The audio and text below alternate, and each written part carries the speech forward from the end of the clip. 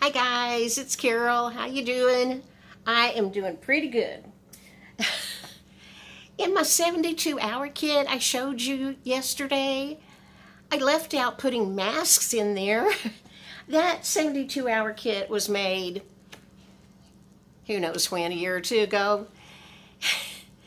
And we didn't have to wear masks then, and it never crossed my mind to stick in a couple of masks. So if you were considering doing a 72-hour kit, throw in some masks. My brilliant sister thought of that. She texted me and said, "You forgot the mask." She and I text back and forth because I don't hear well on the phone. And I had texted her and told her I really wish I could have fit an extra pair of shoes in that backpack.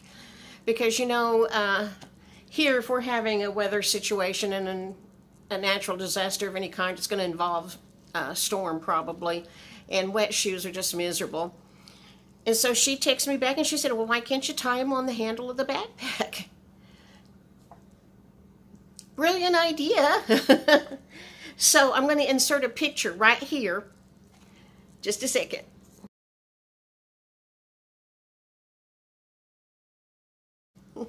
Okay, those shoes cannot stay tied on my backpack because they're the ones I currently wear every day. But when I have a worn out pair of shoes, I'll tie them to my backpack. I don't have a worn out pair right now. Anyway, tie some shoes to your backpack. You can do that. When I was making that video about a 72-hour kit, it reminded me of a wildfire here in the Texas Panhandle in 2017. It was one of the largest wildfires in Texas history.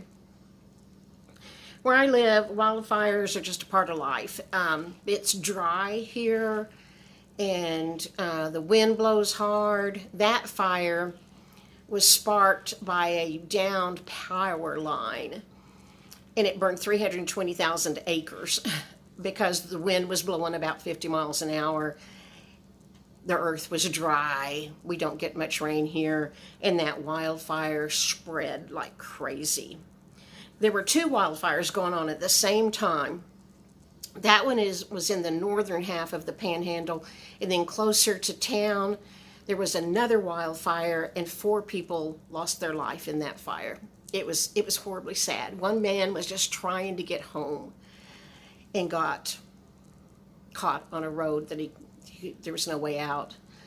And 2 young people, like in their 20s, worked on a ranch, and they were out trying to save cattle and got trapped. And I forgot about the 4th one, but it was horribly sad. But anyway, here comes Casey. Sorry. It's okay. I had already planned to do a video about John Erickson before I did the 72-hour kit video, but that all ties in together because John Erickson writes the series Hank the Cowdog. Mr. Erickson is a full-time cowboy. He lives on a, I think, 6,000-acre ranch up near Perryton, and that is where the fire was. I mean, not just his ranch, all over the Panhandle. It burned 90% of his 6,000 acres. In total, it burned 320,000 acres, so a lot of ranchers were hurt by it. A lot of cattle were lost. That's when I stopped doing Facebook because for some reason, people would show the dead cows laying in the burnt pastures, and I did not need to see that. So I quit Facebook. But anyway, Mr. Erickson, he's up in his 70s. I think he's 74 now, maybe. But anyway, he grew up in Perryton, and he's a 6th-generation Texan.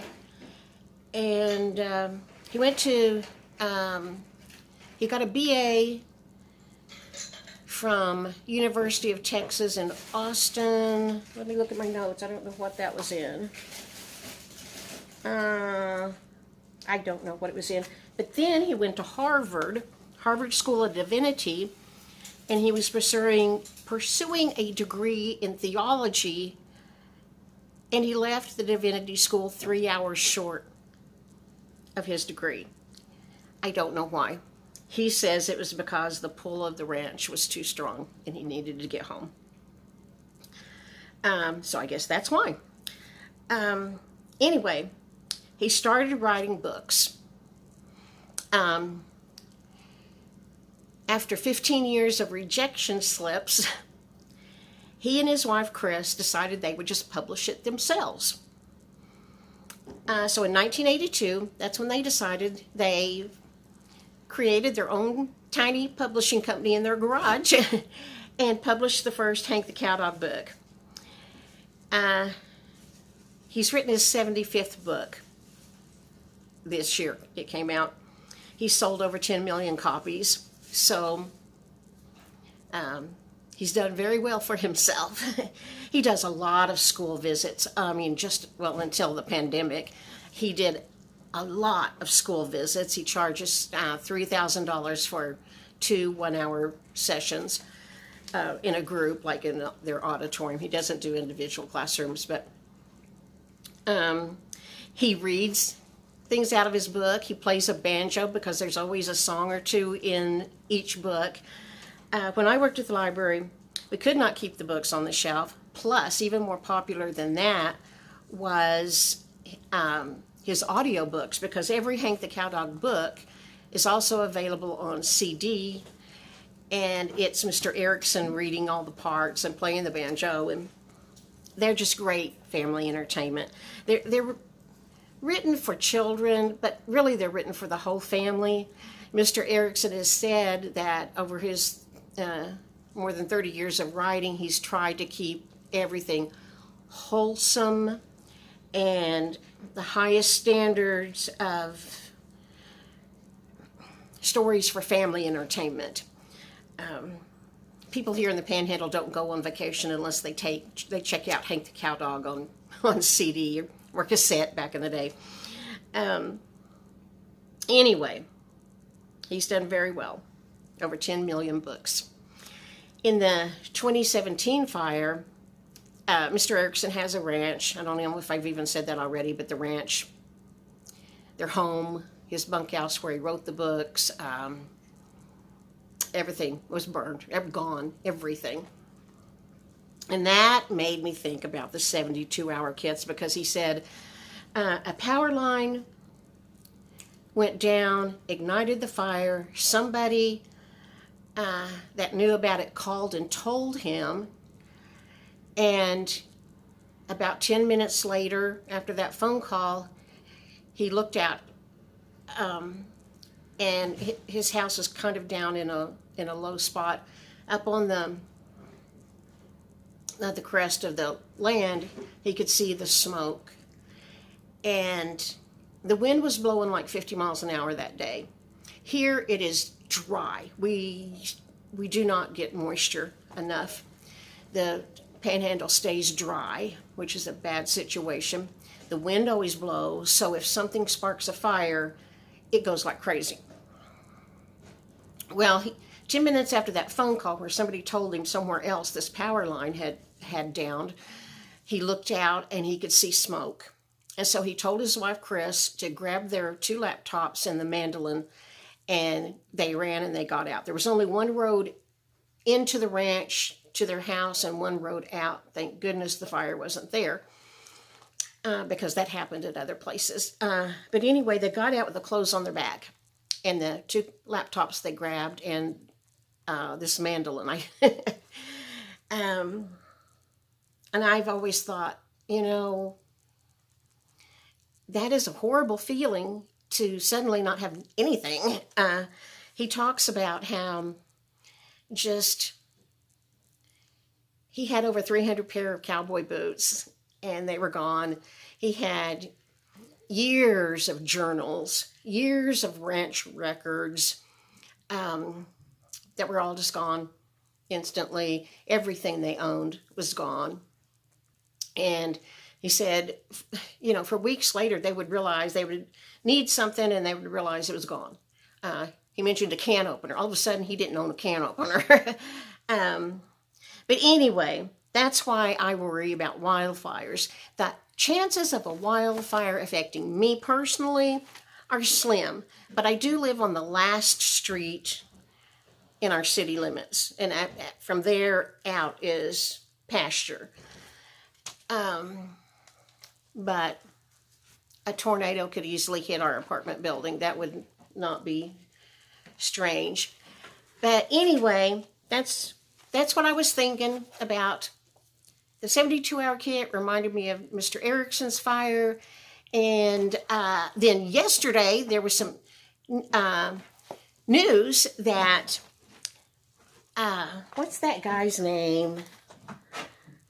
Matthew McConaughey. McConaughey? Yes. Okay. I don't know about podcasts. I don't know how you have access to a podcast, how you do it. I don't know if they cost money. I don't know nothing. Maybe y'all can clue me in. But there's going to be a brand new podcast series. Matthew McConaughey is going to be the voice of Hank the Cowdog. It's a 5-episode series, starts September 14th. And it'll be wonderful, I know, because Hank is just pure humor. You can go online. Like I said, Mr. Erickson has recorded every one of the books on CD or cassette tape. You can go on YouTube and just search for John Erickson or Hank the Cowdog, and you can listen to the Hank stories if you want. But anyway, if your family needs a good book to read, Hank will make you laugh.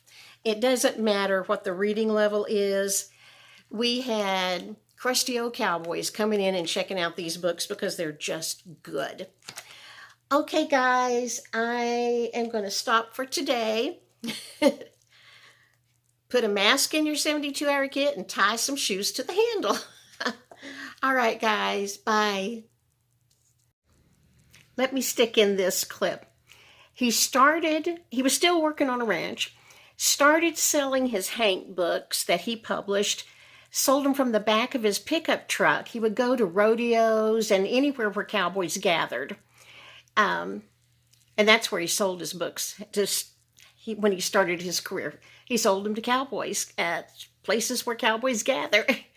And the 10 million books, he hasn't sold 10 million books of that one copy. That's over the whole series of 75 books. But that's a pretty good run. Okay, back to my video.